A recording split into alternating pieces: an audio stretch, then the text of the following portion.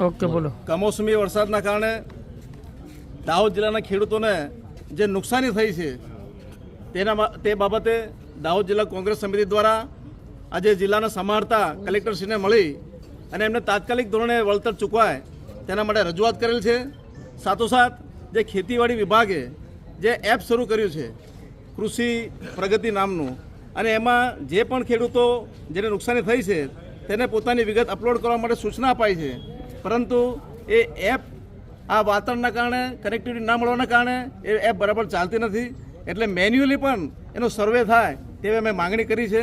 સાથોસાથ સૂકા ઘાસ, ઢોરો માટે સૂકા ઘાસની અને ખેડૂતોનો દેવું નાબૂદી થાય તેના માટે પણ કોંગ્રેસ પક્ષ દ્વારા અમે માગણી કરી છે અને ચીમકી પણ ઉચ્ચારી છે કે જો આ માંગણીઓ વહેલી તકે પૂર્ણ નહીં થાય, ખેડૂતોને વળતર નહીં ચૂકવવામાં આવે તો કોંગ્રેસ પક્ષ દ્વારા અમે આંદોલન કરીશું એવી ચીમકી પણ ઉચ્ચારી છે.